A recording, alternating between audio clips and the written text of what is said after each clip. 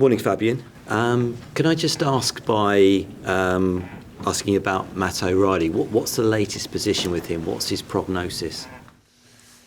Yeah, it's like we expected, a bad injury. He needs a surgery on his ankle.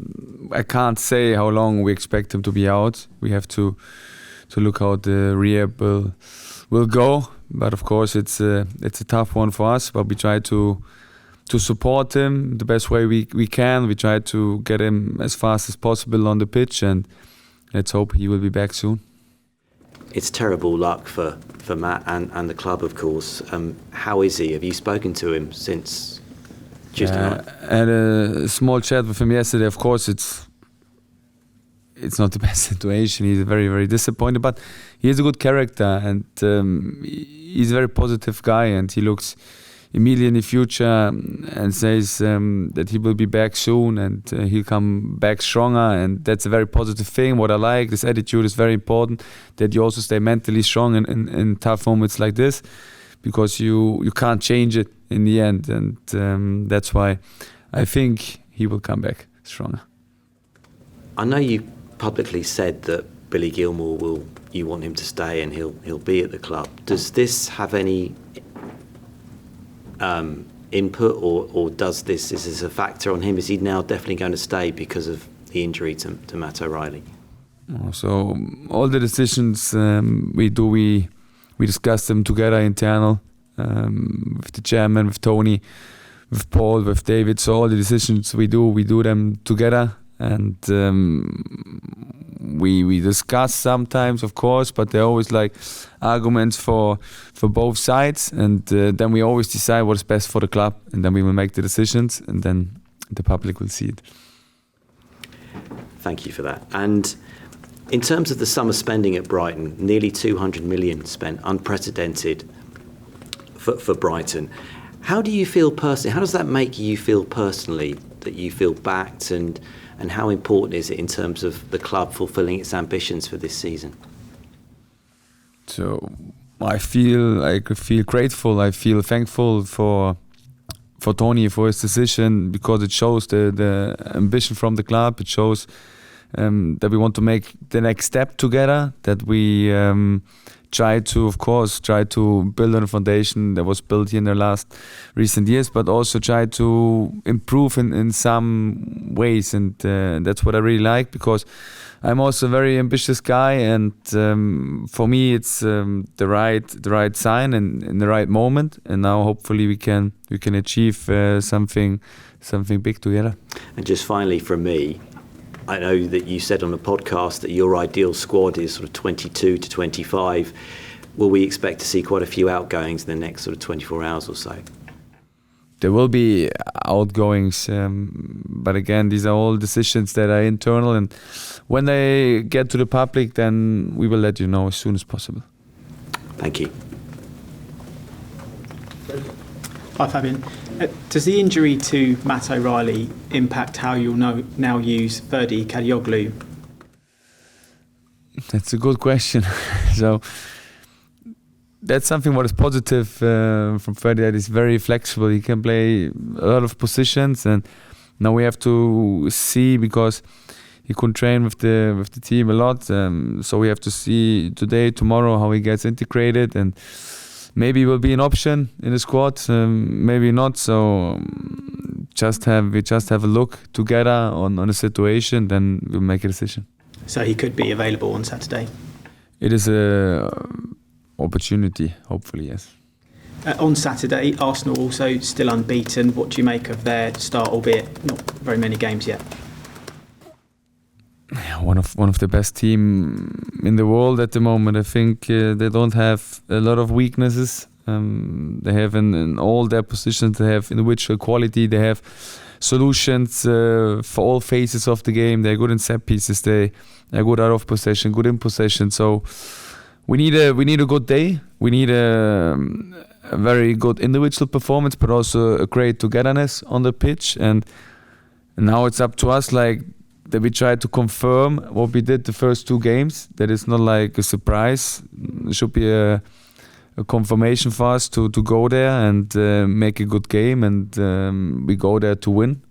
because I think my squad has the potential, but of course we have a lot of respect for Arsenal, because for me at the moment, one of the best teams in the world. In terms of specific Arsenal players that could cause you a problem, are there any that you're kind of pinpointing? I could mention now every individual player from them. Especially, like, of course, Ødegaard has something special. Havertz, I like the way he plays. He's for me one of the best German players we have. He's like complete in all this acting behavior on the pitch. Saka can decide a game with one situation. They have Martinelli, they have Trossard on the other side. They have very good defensive player. They have Rice, a good box-to-box player. So I can mention all their names, but in the end, it's a team sport, and hopefully we can present there as a good team, because we have to go there, and we also have to make sure that we can suffer together, because there will be phases where we have to suffer. There will be phases where we have to defend together. But I also want that we bring our style of play there, and that we have also our situations in possession, because that's very important, not only to defend there. And just finally from me, when you first arrived at the club, did you feel like you'd arrive at the first international break with the chance to still be unbeaten? When I arrived here, I didn't think so much about the game or how the situation would be after Arsenal. I think it's a daily business, this job. You have to try to be the best version of yourself every day, and thinking like step for step. And we had now a great start. I think for me the win against Crawley was very important also in the League Cup. It was not an easy game, but that's our thinking, step for step, trying to make the next step, trying to continue in the process. And now we have a big challenge ahead of us. We are looking forward, and let's see what happens on Saturday. Thank you. Fabian, Pervis Estupiñán has been such a big part of the football club over the last couple of years. How good was it to see him back after such a long layoff, and what does that mean for you going forward? Another great opportunity for us. I think when he is his best shape, he's one of the best left backs in the Premier League. He is full of energy. He is full of power, and now we have to reintegrate him as quick as possible, because he had a long injury, and after long injuries to come back is not easy. He missed a lot of content, a lot of tactical things also in the pre-season, so it's important now to get for him a mix between video sessions and then the pitch sessions, and that's why I think that he will be a great player for us again. But we shouldn't put pressure under him, because after long injury, the players, they need time to adapt, and that will be now important. So he's another defensive option. A lot of the signings have been attacking players during this summer window, but how happy are you? I mean, it's been a great start defensively, but how happy are you with the defensive setup and the personnel you have at the club going into the post-transfer window period?